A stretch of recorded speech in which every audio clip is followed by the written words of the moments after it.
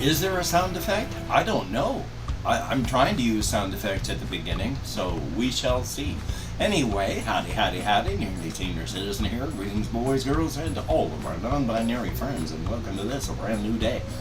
It is going to be kind of unpleasant and humid today. The temperature is going to peak at around 8 o'clock tonight. So it's going to be hot and humid late in the evening. I already don't do well in heat, and it is warm and humid. I literally don't do well in heat. I can't think, I fall asleep. Yesterday I had a lot of falling asleep issues. I had problems just trying to process stuff. I had my med manager appointment, and that part's good. And I did as much as I could around the house, so that part's good. I priced tubs up at Walmart. They're expensive, and then so I can get one or two this paycheck, and then I got to figure out how to transport them here. Probably have to take the bus, which means I'm going to have to go during the daytime with my social anxieties and such. Yay. But life is life. So I know how much they cost. I know I got to figure out how to transport them. So that part at least went well. And I did walkies last night, obviously. Used my walker. I amazed my med manager when I told her that I used my walker to go on walkies on a 6-mile round trip. It is heavy duty. That walker is heavy, so that's extra exercise, and it's dangerous, and it's a long distance. And when I say dangerous, it's just the way that if you move fast, like I'm going 3 miles an hour, pushing a walker in front of me, when it stops, you have to quickly get it up and out, or you're going to fall over the top of it, which I've done. So, yay. But still, I get it done, and that's a good thing. Past that, as stated, I had, number one, issues because of the heat, and number two, issues because something I'm going to talk about in a little bit. But first, right now, I got up late. I mentioned yesterday I got up at 7:43. Well, last night, I got to bed late. It was, 1:30 before I could start getting ready for bed myself, and then around 2 o'clock when I actually was all in bed and trying to sleep. 5 o'clock in the morning I wake up, and I went, no. So I lay on my back for about a minute or two, because I was sore from lying on my left side, and then rolled back onto my left. And it was 8 o'clock when I woke up. So I'm about 2 hours behind the normal time I like to get up and out of bed. Obviously, my body needed it. That's a very good thing. A definite thumbs up on that. But the rest of it, everything is going to be late. That was another thing that was throwing me off yesterday, was the fact that I was an hour and a half behind everything. And now I'm another 2 hours behind on everything, so I'm already thrown off. Yay! And of course, it's going to be humid and raining, and one of the things is I go walkies around 7 o'clock. I get back anywhere from 9 to 10, and that's when it's going to be the hottest and the rainiest today. Thumbs up for that. Oh, a very good thing. I am a human being. You may not realize this, and sometimes I don't present that way. But I am indeed a human being. I have human being traits. I do things that human beings do. And one thing that human beings do is we tend to ignore the positive and fixate on the negative. I have had a negative personality most of my life. I fixated on the negative, the cynical, and I've always had a sharp negative word until at one point I realized I was hurting people far too much with my words because I made someone cry with my sarcasm. And that hurt me. And I started beating my swords into plowshares at that point. So I was still negative inside, but I had stopped using my words to hurt people. And then later on, I stopped trying to even be negative, so that by the time I got married to my wife, I still had that half of the negative personality I had, and then she helped me get rid of the rest. And so I have been much more positive ever since I got involved with my wife, and that's a good thing right there. As human beings, we can hear 100 people come up to us and say, you did something good, you're wonderful. And then the 100th person comes up and says, I don't like anything you've done, you're a terrible person, I think you suck. And then our day is ruined because we're going to ignore the other 99 good things and fixate on that one negative thing. We tend to do that as human beings. That is a documented thing. In my comment section, if somebody is not abusive, I will tend to let the comment stay. Because if it's not abusive, I'm willing to try and put up with it and engage. If it's an honest thing, if it's not abusive but just still trolling, goodbye. But I try my best to engage. I have a commenter right now who is very harsh. And I think still, with the things that they have gotten, are close to me, but not exactly. I think the mental images that they have built up is not exactly me, which is true for everybody. Every single person you meet, you don't know them. You build up a mental construct in your mind that you think is them, and then that is what you interact when you're with them. Because after all, a lot of people know murderers, serial killers, and they have no idea what they really are. They have a mental construct in their head of, oh, he was a quiet fellow in the neighborhood, never bothered anybody. Mental construct. Reality, they were a serial killer, or they chopped up their family with an axe. So we don't know. I do this, you do this, everybody does this. Also, with that, with the talking with the commenter about things, I also have discovered when my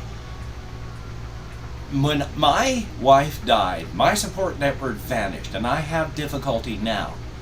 One of the things that I have been following is on Facebook, there is a science fiction fantasy writer, Adam Troy Castro. If you've watched Spider-Man movies, well, at least Spider-Man comic books, he writes novels, he's written a lot of Spider-Man stuff. So he's an actual writer, not just a failed writer like me. But a lot of ways our life is paralleled. We got married about the same time, and we're about the same age, and things have happened in our lives that are like, we're not the same person, but there are general things that have gone where we did this. And then, my wife died in 2014, but we both got married about the same time. A few years ago, his wife died. Now, he is not a person that is like me.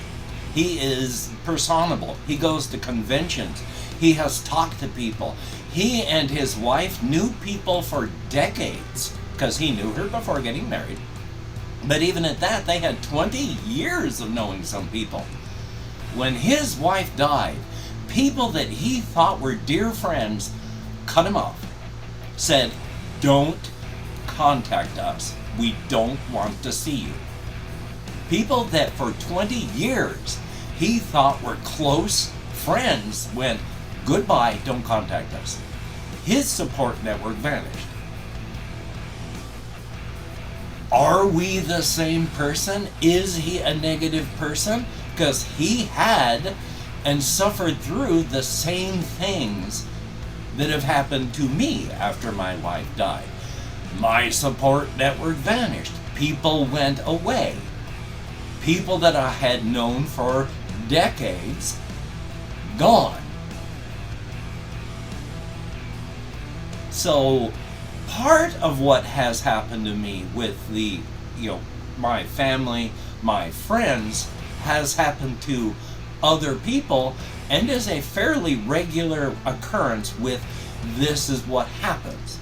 Part of what has happened would be part of my fault, but seems to be a natural thing that happens. So I'm not going to take blame for that. Now, my behavior pushing away family and friends, I do understand entirely how my behavior as an alcoholic definitely pushed people away. By the time I hit the year 2000, I had one friend, and that was because they worked with me and were a housemate. I fully understand what happened that way and how my behaviors pushed people away, because they told me your alcoholism is the reason, and while that hurt, at the same time, that allowed me more time to drink. So I wasn't too bothered by that. Now, from the year 2000 on, I have made zero effort to find any friends. Absolutely zero. I got married. When you're married, you tend not to make friends. And especially when my wife died, well, even when she was getting sick, that's an amazing thing there that we stuck together, because when a spouse has a major health issue like that, the most common thing is the relationship breaks up. But I love my wife, and I was willing to be with her to the end, so I did. Now, as well, when she died, there is a 30% survival rate for people like me for about 3 years. 30% chance you're going to survive. And I managed to survive that. During this time, during the time I was married, I made no effort to make friends. After she died, I have made no effort to make friends. I mean, literally no effort. Aside from online, I have not tried IRL to meet people. My behavior is not pushing away family and friends. In that, I have not had any friends to push away. Now, family, unfortunately, my parents became Trumpers. They fully bought into the idea that if we only installed Donald Trump as a dictator and killed all the brown people, that America would be great again like it was in 1950. Their behavior pushed me away, because I don't believe in that at all. And maggots make America great again with their red hat. They're not good people. I mean, they may be good people, but their politics and the way they act sure make them not. So my parents and I, we talked. And I continued to talk after they became maggots. Before they became maggots, I talked with them all the time.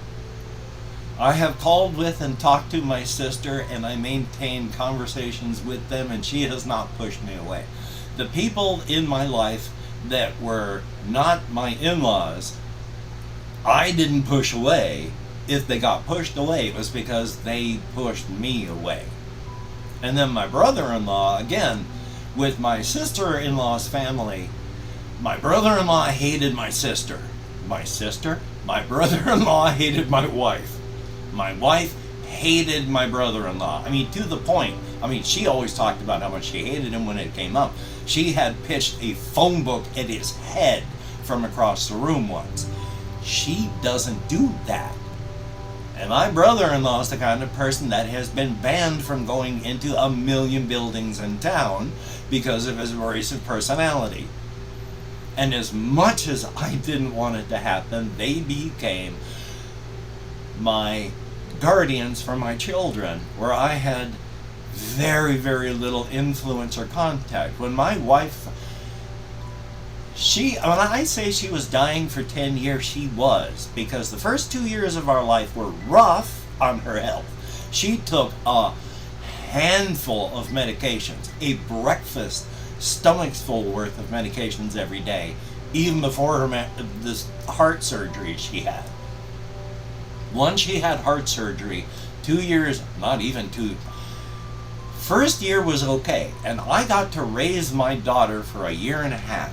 At a year and a half, when my wife was pregnant again, she had to go into the hospital because her body was early labor. And you have to bring down as much stress as you can so that your body doesn't go into labor when you're like 4 months pregnant. And then we had to have emergency C-section, well, C-birth for her. And after that, everything fell down because she needed to heal up after that so she could go in and get heart surgery. And even when we did that, if it had been 1 or 2 more days, she wouldn't have been even a viable candidate for that. She would have been dead. So it was rough. And from that point on, she spent her life dying. Literally. I couldn't have raised my children even had I wanted to. She was, in a not negative way, clingy. I had to be with her. And when she was in the hospital, she wanted me there. She spent anywhere from 2 to 8 months in the hospital every year. I slept in the hospital on beds that they would provide me, on chairs, on anything at all while she was there. I spent 10 years, Amelia, no, fixating on her, giving my entire life to her. So after I gave my entire life and everything to her, I have to admit, I do find it a little irritating when someone says, well, you sound like a taker who never gives anything.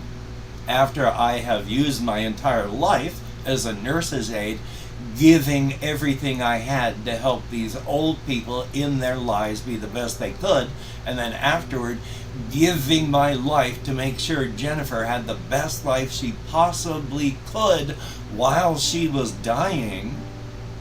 Yeah, when I was doing all this stuff and giving and giving and giving, when was I taking? I was giving everything I was. I've spent my life with my low self-esteem giving and never asking.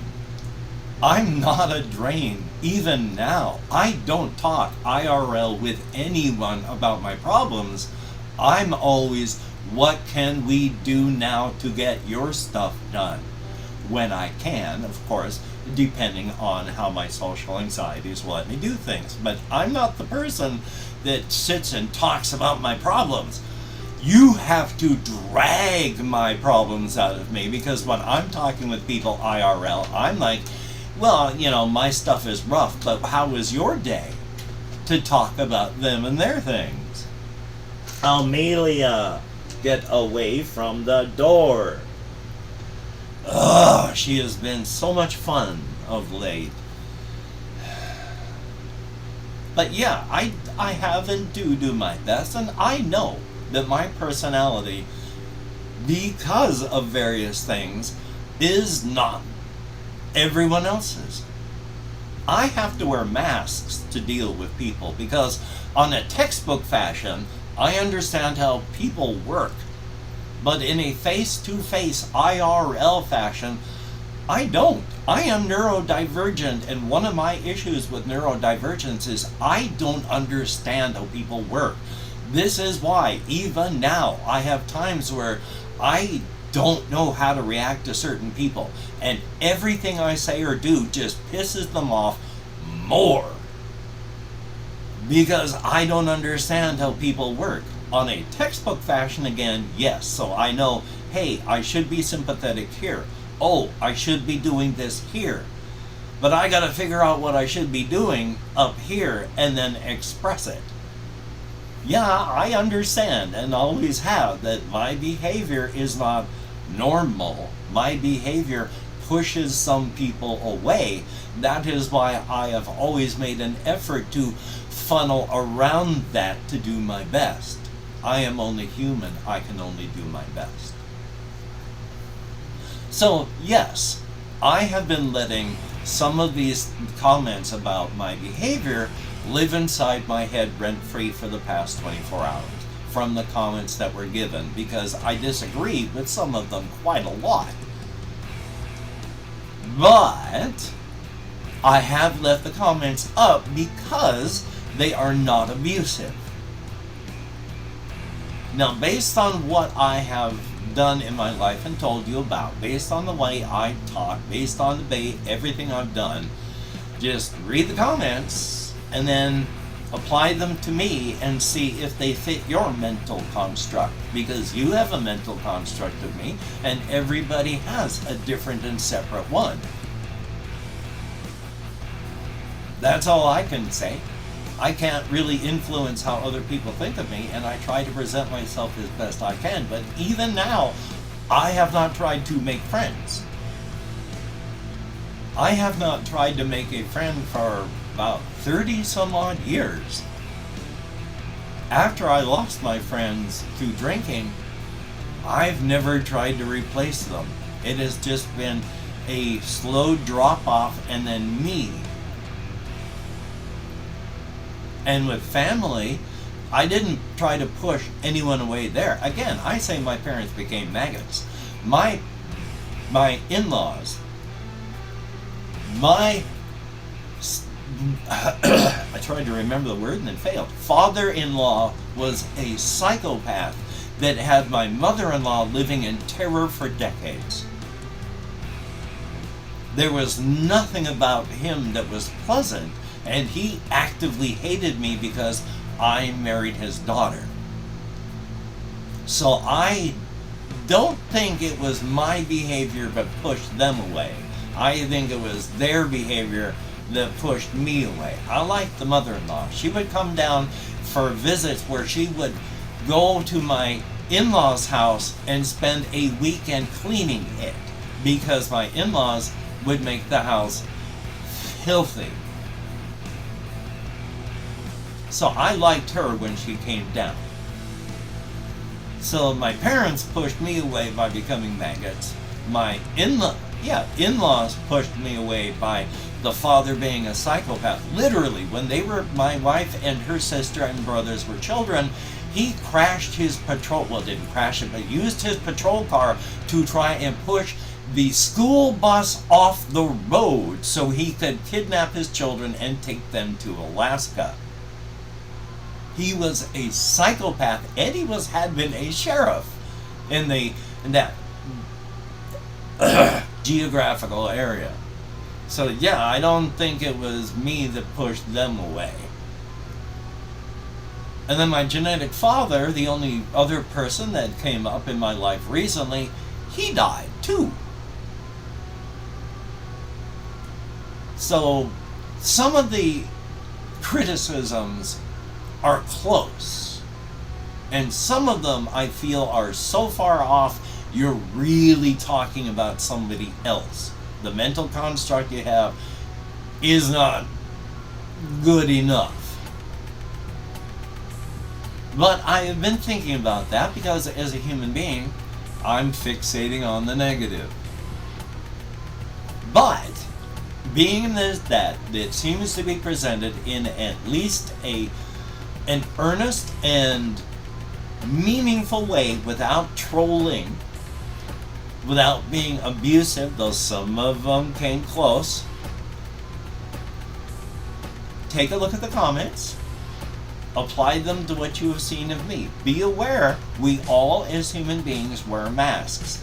I have a mask where I am a very personable, witty, urbane, and charming person. While inside, under the mask, I am terrified of the social activities that I'm engaging in. I have my YouTuber mask because you're not there to interact with me.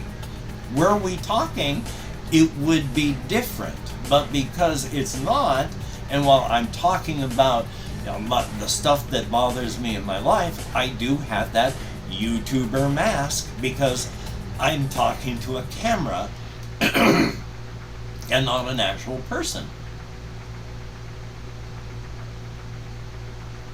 And I have opened up 24 hours for the comments in my community tab. I'm going to go through and thank however many people have left me comments in the past 24 hours. And if I mispronounce a username, no disrespect is intended.